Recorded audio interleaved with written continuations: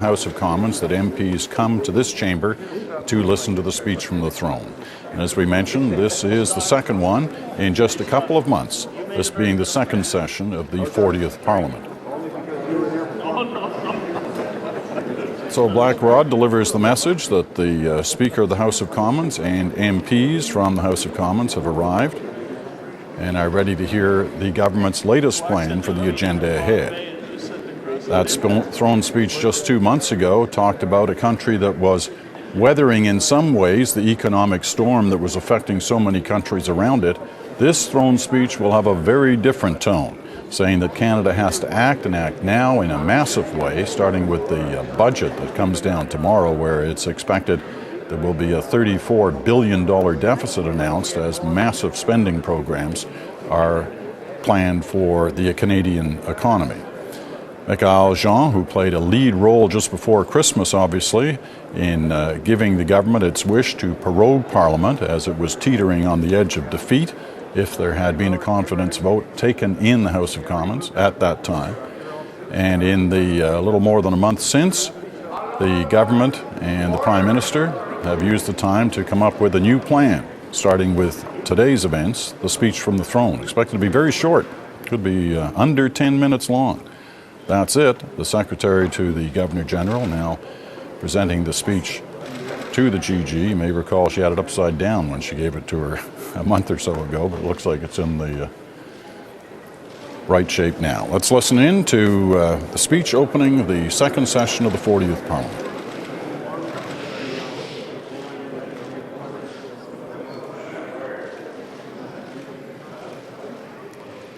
Honorables sénatrices et sénateurs, Mesdames et Messieurs les députés, members of the House of Commons, ladies and gentlemen, in these uncertain times, when the world is threatened by a struggling economy, it is imperative that we work together, that we stand beside one another, and that we strive for greater solidarity. Today, in our democratic tradition, Canadians expect that their elected representatives will dedicate their efforts to ensure that Canada emerges stronger from this serious economic crisis. The people's representatives have gathered to consider the priorities of another parliamentary session. Each throne speech is a milestone on the remarkable 140-year Canadian journey. Your predecessors, too, were summoned to this chamber at times of great crisis, as Canada struggled to claim her independence, in the shadow of war, during the death of the Great Depression, and at moments when great policy division tugged the very bonds of this union. Today, we meet at a time of unprecedented economic uncertainty. The global credit crunch has dragged the world economy into a crisis whose pool we cannot escape. The nations of the world are grappling with challenges that Canada can address but not avoid. The government's agenda and the priorities of Parliament must adapt in response to the deepening crisis. All assumptions must be tested, and all decisions must be rethought.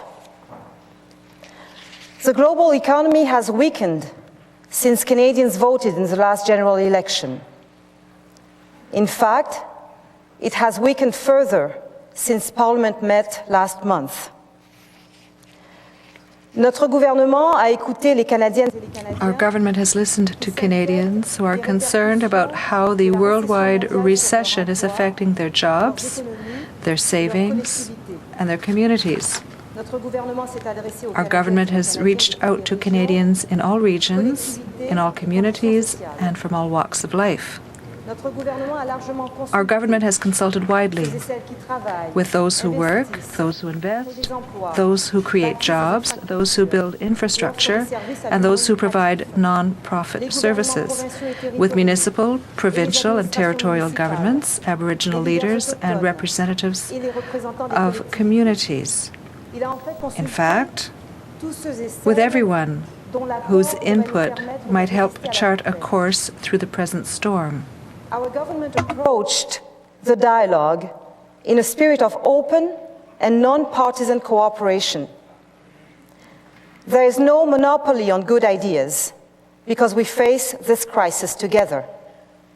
There can be no pride of authorship, only the satisfaction of identifying solutions that will work for all Canadians. Acting on the constructive thoughts and suggestions that have been received, our government will tomorrow present Canada's economic stimulus plan. The plan will protect our economy from immediate threat while making investments to promote long-term growth. The economic stimulus plan will be a plan of action. Our government is stimulating the economy both through direct government action and by encouraging private expenditure. Our government is taking immediate action to build Canada through new investment in infrastructure. Our government is acting to protect the stability of our financial system.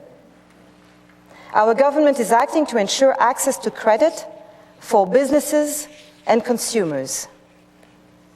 Our government is acting to support Canadian industry in difficulty, including forestry, manufacturing, automotive, tourism, agriculture, and to protect the families and communities who depend on those jobs. Our government is acting to protect the vulnerable, the unemployed, lower-income Canadians, seniors, Aboriginal Canadians, and others hit hardest by the global economic recession. Ces mesures seront ciblées. These actions will be targeted. They will inject immediate stimulus while promoting long-term growth, and they will avoid a return to permanent deficits.